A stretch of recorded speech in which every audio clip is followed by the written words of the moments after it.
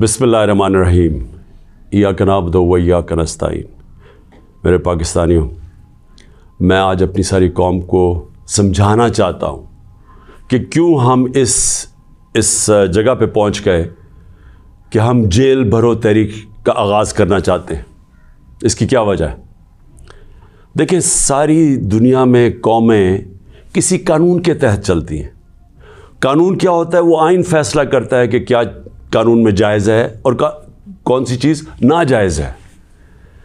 جب سے یہ امپورٹڈ حکومت آئی ہے، اس ملک کے آئین اور قانون کی دھجیاں اڑائی گئی ہیں۔ حالات یہ ہیں کہ عدالتوں کی بھی باتیں، ان کے احکامات نہ پولیس سنتی ہے نہ یہ ریاست سنتی ہے۔ میں آپ کو مثال دیتا ہوں کہ ابھی حال ہی میں جب یہ امپورٹڈ حکومت بھاگ رہی تھی اسلام آباد کے لوکل گورنمنٹ الیکشن سے، تو عدالت نے کہا کہ فوری طور پہ ڈیٹ دو، بلکہ انہوں نے تو کہا کہ 48 گھنٹے میں کرواؤ۔ ابھی تک کوئی مہینہ ہونے لگا ہے تقریباً، ابھی تک الیکشنز نہیں ہوئے۔ اس کے علاوہ جس طرح فنڈامنٹل رائٹس، جو بنیادی حقوق، جو ہمارا آئین ہمیں ہمارے بنیادی حقوق کی حفاظت کرتا ہے، حالات یہ ہیں کہ لوگوں کو اٹھایا جاتا ہے۔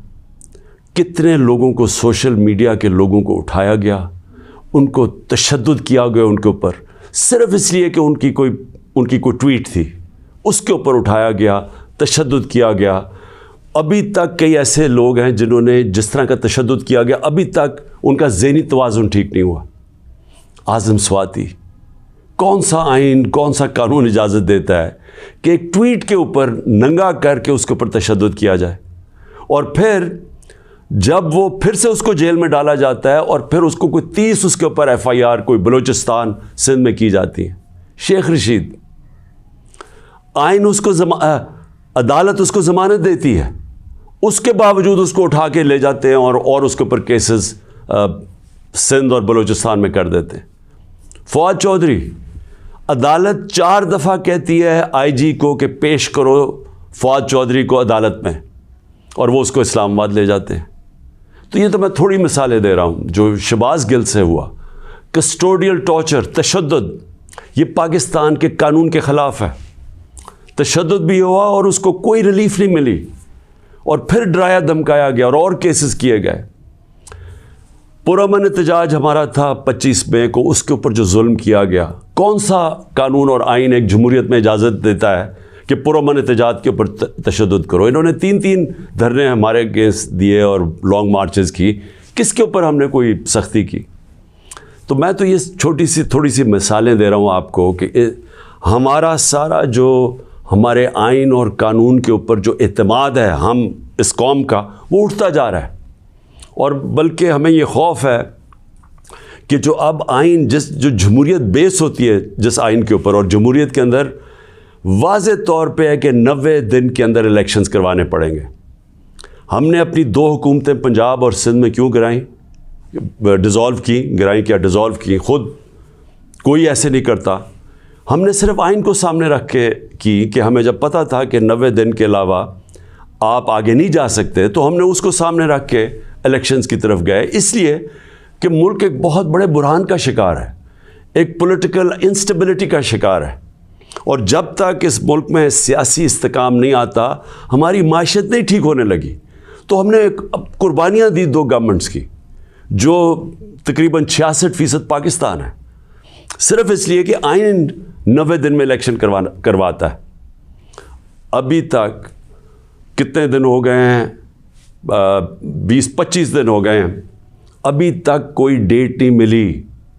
دونوں الیکشن کمیشن اور یہ جو 2 حکومتیں، جو 2 گورنرز ہیں، انہوں نے ڈیٹس نہیں ابھی تک دی، اور یہ سیدھی پاکستان کے آئین کی وائلیشن ہے۔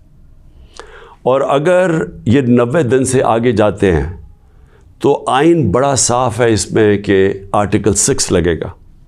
یہ ساری قوم اب دیکھ رہی ہے پاکستان کی عدالتوں کی طرف، اور میں یہ واضح کرنا چاہتا ہوں، یہ وہ پاکستان میں وقت آ گیا جو جسٹس منیر مومنٹ ہم کہتے ہیں، کہ ایک دفعہ ڈاکٹرن آف نیسیسٹی کے تحت ہماری جو اس قوم کا ڈاؤن سلائڈ شروع ہوا ہے، جو نچلا سفر شروع ہوا ہے، وہ جو فیصلہ تھا کہ ڈاکٹرن آف نیسیسٹی کے تحت آئین کو پیچھے ہٹا کے ہم نے طاقت کے ساتھ ہماری عدالتیں گئی.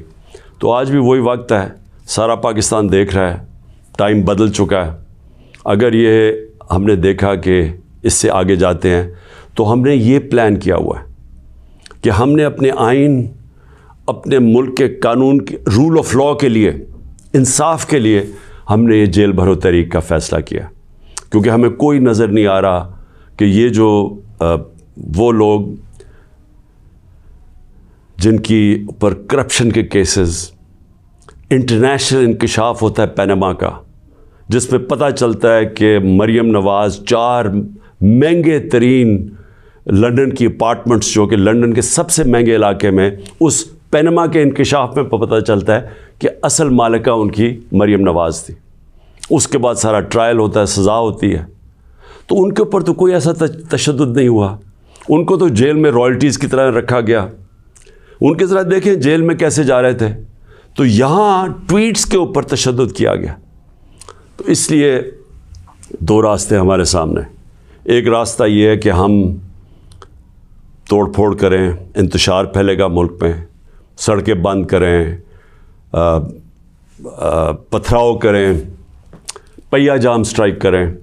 تو ملک کے تو آگے حالات وہ ہیں, پاکستان کی تاریخ میں معیشت ادھر تک نیچے نہیں پہنچی جو انہوں نے پہنچائی ہے, اور یہ ہم سب کو پتہ تھا ہونا ہی ہے.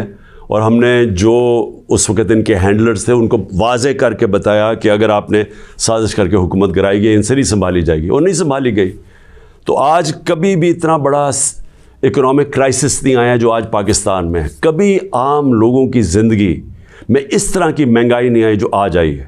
جو بے روزگاری بڑھتی جا رہی ہے, ایک طرف مہنگائی بڑھ رہی ہے, بے روزگاری, تو ملک کے معاشی حالات تو بہت برے ہیں. تو ہم اس لیے اس کو سامنے رکھ کے, اور 26 سال کی سٹرگل میں کبھی بھی ہم نے انتشار کی پالیٹکس نہیں کی. لہٰذا یہ پرامن طریقے کا احتجاج ہے جیل بھرو تحریک. میں آج اپنے سارے کارکنوں کو, بلکہ میں تو پاکستانی عوام کو بھی یہ کہتا ہوں کہ یہ اس وقت آپ پالیٹکس نہیں کر رہے ہیں, آپ اپنے ملک کے لیے جہاد لڑ رہے ہیں, حقیقی آزادی کی جنگ لڑ رہے ہیں. میں آج آپ سب کو کہوں گا کہ میرے اپنے کارکنوں کو کہ جو ہمارے ضلعی صدر ہیں, ڈسٹرکٹ پریزیڈنٹس جو ہیں, ان کے اوپر رجسٹریشن شروع کریں. کہ جنہوں نے, ہم پہلے ہر پاکستان کے شہر میں ہم جیل بھرو تحریک شروع کریں گے. تو پہلے میں چاہتا ہوں کہ والنٹیئرز اپنی رجسٹریشن کریں, اور اس کے بعد میں پھر آپ کو ڈیٹ دوں گا کس دن ہم نے جیل بھرو تحریک کا آغاز کرنا ہے. اور اس کی چند دنوں کے اندر ہوگی, اور اس لیے میں چاہتا ہوں کہ جلدی جلدی آپ اپنی آپ جو رضاکار ہیں وہ سامنے آئیں.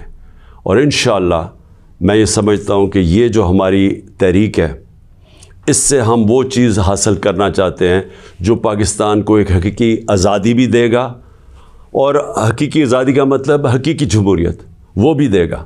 اور وہ انشاءاللہ وہی ایک پاکستان کو ایک وہ جمہوریت جدھر رول آف لاء ہے, جدھر قانون کی حکمرانی ہے, وہی پاکستان کو اس دلدل سے نکالے گا. شکریہ.